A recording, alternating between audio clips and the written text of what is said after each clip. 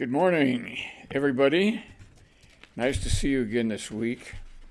The northern half of the U.S., and maybe even more than half, is in the grip of a terrible cold wave, and global warming around here is only a distant memory.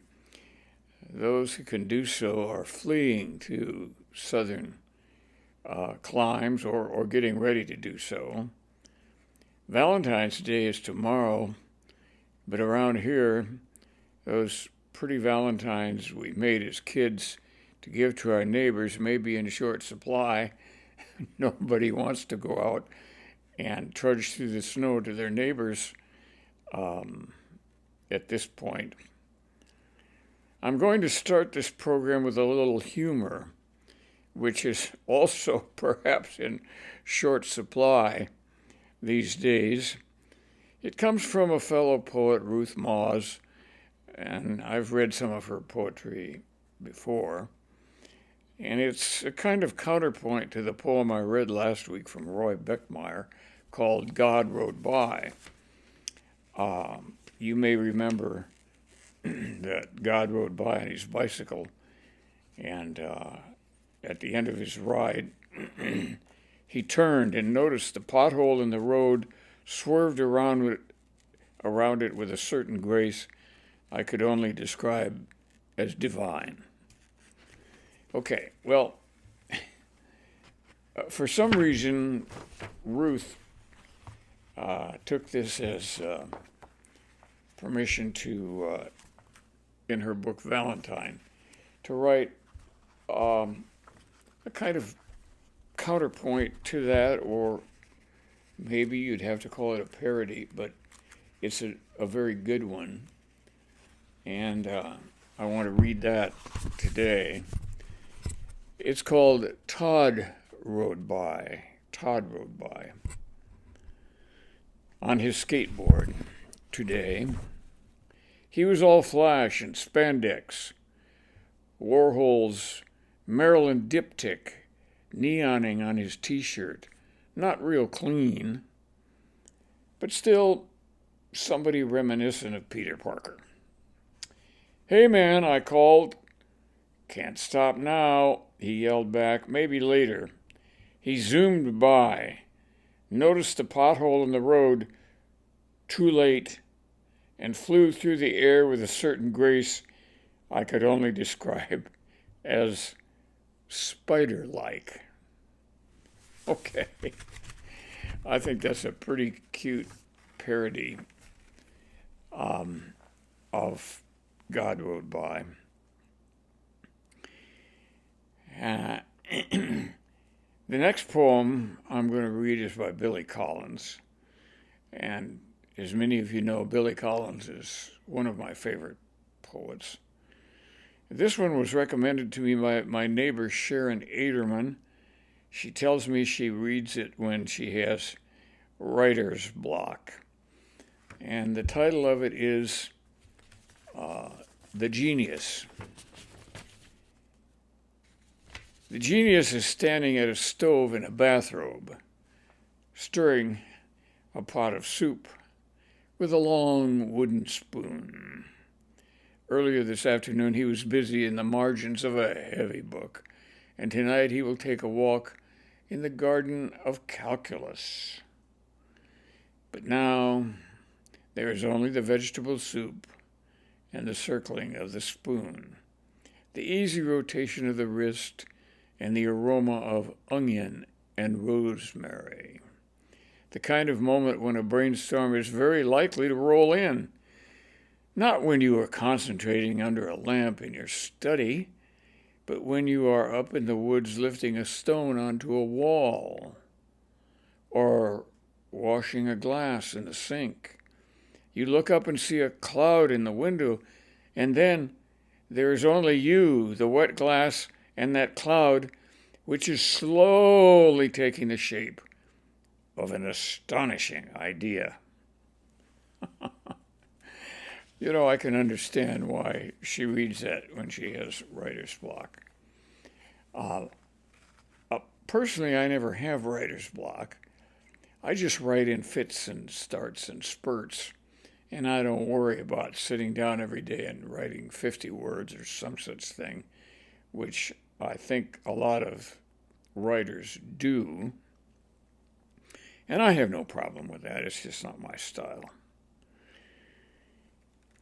Okay, now, within the last 10 days, I was sent a book called The Silburn Touch-Me-Nots by a young poet named Ned Balbo.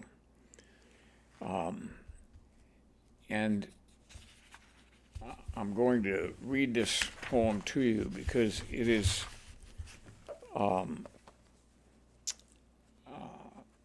a wonderful poem from that book. Oh, yeah, here's the book. The Silburn Touch-Me-Nots by Ned Balbo. Okay. This poem I should tell you in advance so that you'll maybe pay better attention, is written in a French form called a villanelle. And I'll talk about that a little bit later, but let me just say that the first and last lines or parts of them are sneaked back into the poem at set places. So here we go. Remembrances of yours.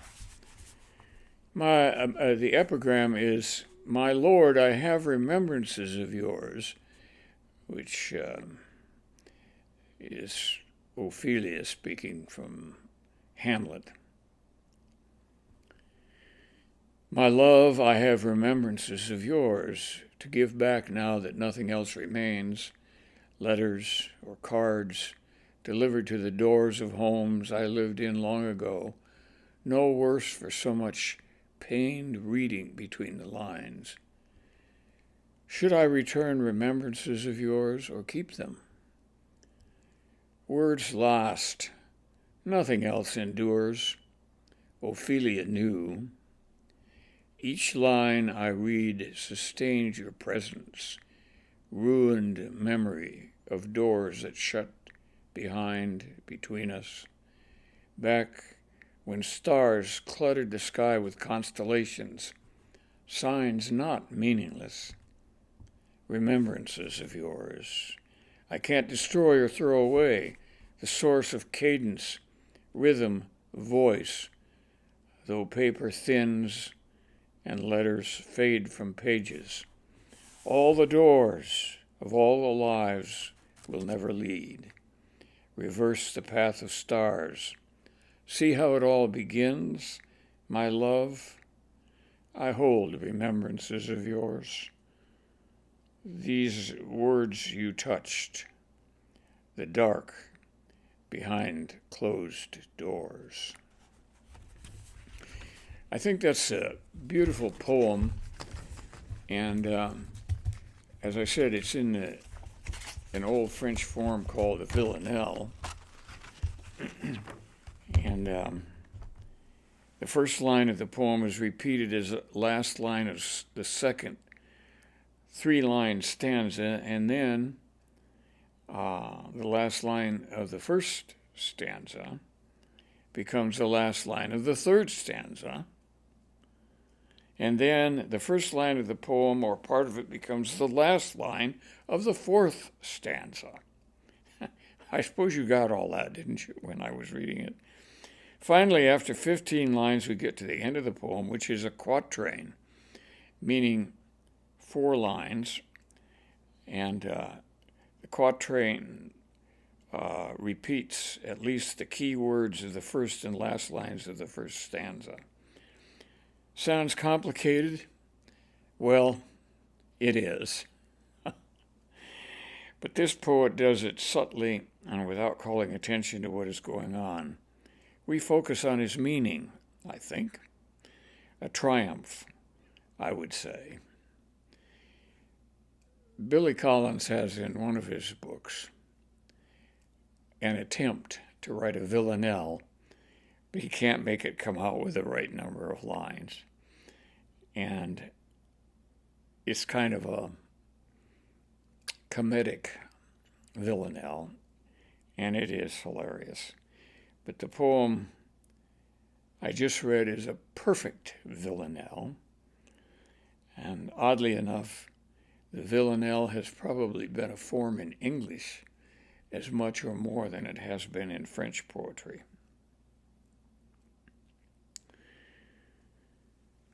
Okay, we've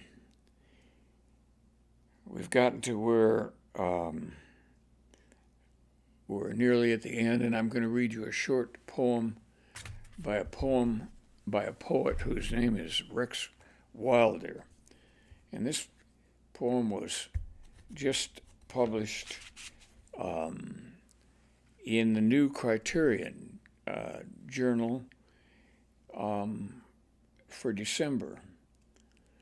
And I fell in love with this poem, I have to say. It's called Set Free. We'll talk about it too, and I'll give you my impression about it. Let's see if you can discern the underlying meaning of his title, Set Free. Set free, I don't gush like water from a dam. I don't writhe like a mouse that escapes a sticky trap. I don't look back like a letter that flees the mother alphabet, knowing full well the cost of its decamping. I collect shells, which I haven't done since I was a boy, and blind to suffering of this type. I trace tender ovals on the shiny glaze of this empty muscle, like I'm stirring time. It's the peaceable suspense I feel when I'm in the kitchen alone, considering the provenance of an ingredient. I never know whether I'm older or younger than I want to be. Is milk my touchstone or wine? I wonder whether my life will rise a soul souffle before I'm a shell too. My knees hurt, like they know where I'm going. Set free. Well, this poem, in my humble opinion, is about life after death or divorce. Set free is deep in irony, isn't it? That's the last thing that's happened to him. We aren't told exactly what he's set free from.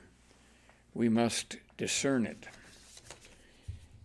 Several phrases help us. He says, I collect shells, which I haven't done since I was a boy. And then he says, and blind to suffering of this type. Well, what's the suffering all about? The suffering is what he's feeling at the time he writes this poem. And you'll notice that the first two words of the poem, set free, are also the last two. Only in the last two, he says, my knees hurt like they know where I'm going, set free. The end of the poem is loaded with irony. And when you read those words in the title, or the first two, set free, you don't know where he's going to take you with that. Could be a happy place. But then he guides us along, and we find out that we're not going to a particularly happy place. I would describe the writer or the voice in this poem as being stoic. Stoic. And so this is a poem that's not very happy, but it's not an oh, woe is me poem either. It's stoic. Okay, that's it for today.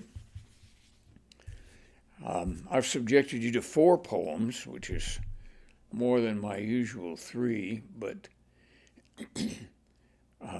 the first one was a kind of takeoff on one we've already heard before.